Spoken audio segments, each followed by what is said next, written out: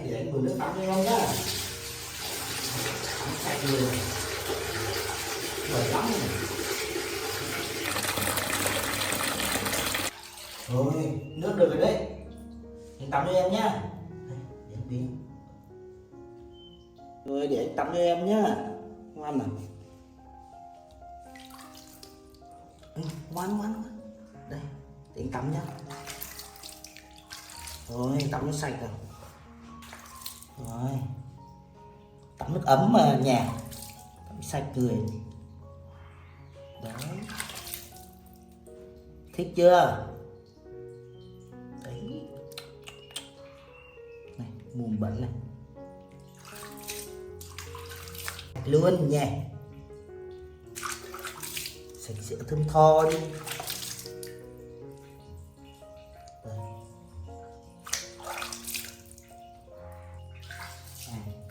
Đấy. Rồi, lấy xà bông nhá. Đây, ngã. Em ngồi đấy. Đúng rồi, xà bông nào. Rồi. Đấy. Sạch luôn nha. Móng đen này. Đen đấy. Tay đâu để lau sạch đâu. Đúng rồi, giỏi quá. Đúng rồi, ngoan nhá, để anh tắm nó sạch sẽ nhá. Rồi, ok. Đây, để anh chỉ cho này.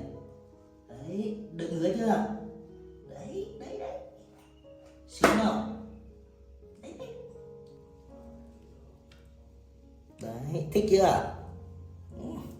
Sướng nha. Này, đưa tay anh rửa nào.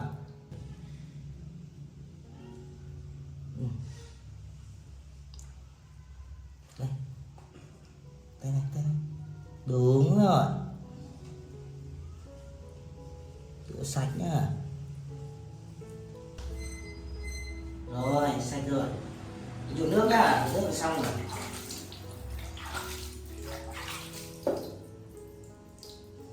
Đấy, nước sạch này.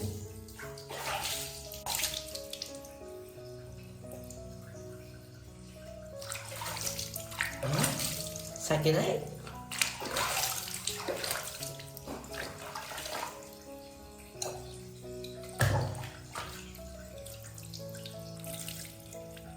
Đấy, thích chưa? Đấy. Rồi.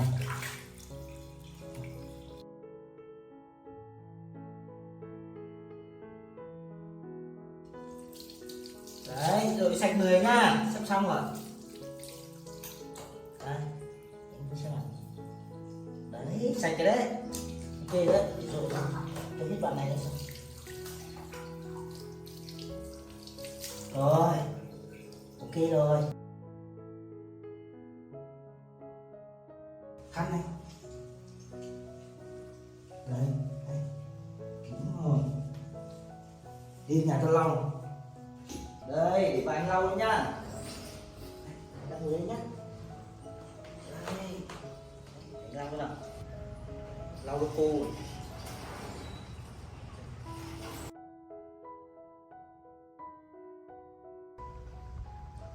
Đấy, thấy chưa, thích chưa? Đấy.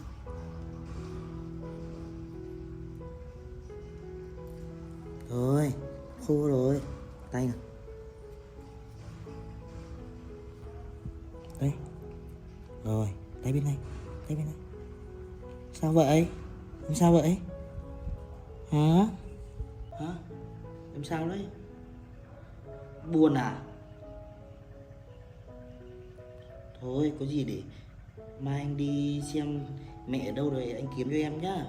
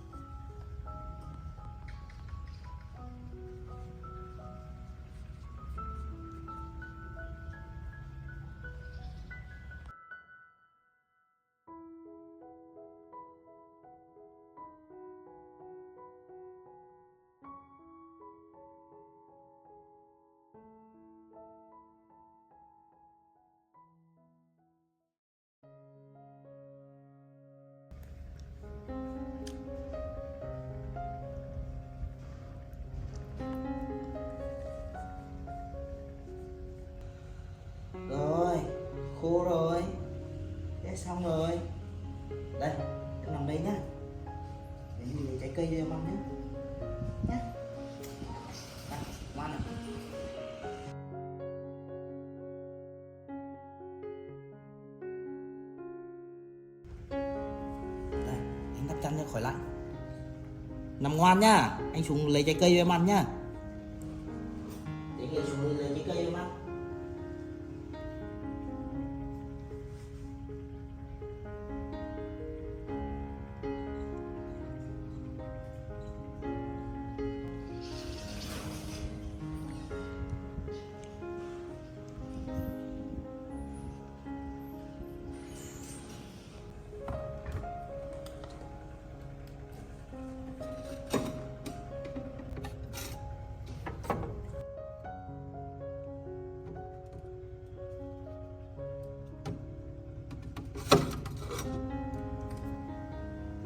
Đây, đồ ăn đến đây. Rồi. Thích ăn này không? Táo đấy. À, thích ăn à? Đấy, thơm không? Ừ, để gọt quả này nhá. Quả này cho em ăn nhá. Đây.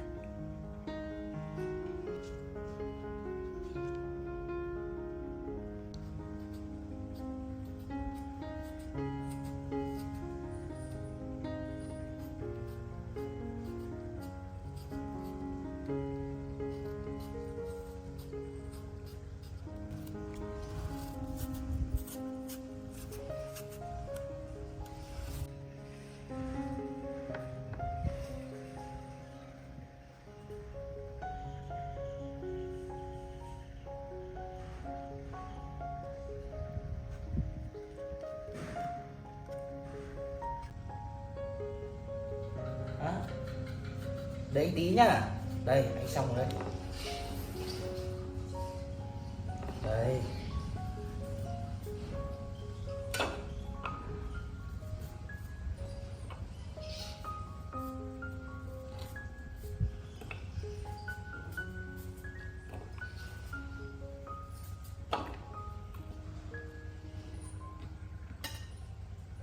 Đấy, em ăn đi. Đấy. Em ăn đi.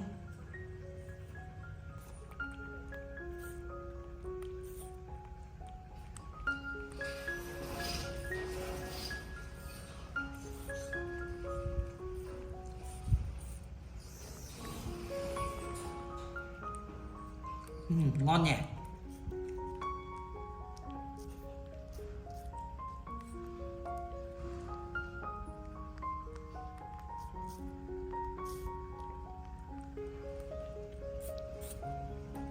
Ăn đi. Ăn hết anh lấy miếng khác thôi nhá. Nhá, ăn đi.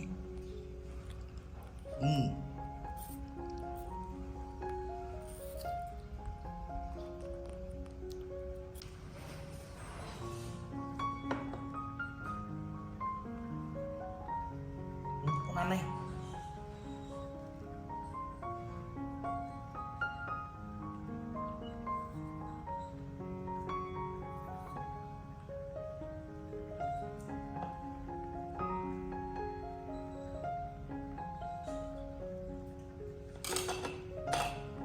Đây, ăn miếng chuối này. Ăn đi con. Hả? Không thích ăn cái này à? Thế thì anh lấy miếng khác thôi nhá. Đây. Cái này không? Em ăn đi.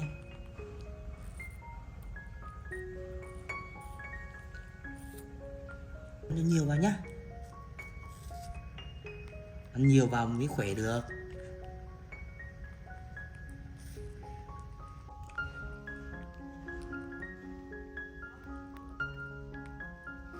Này, đựng vào túi này, nhai hết đi. Nhai đi. Đấy, hai bên túi đầy luôn này. Thấy chưa? Ngon không? Ăn ngon chưa? Ngon nhỉ. Đấy, no đấy nhỉ. Con ngủ chưa? Đi ngủ nhá. Ngủ cho khỏe người nhá. Đấy. Ngủ đây.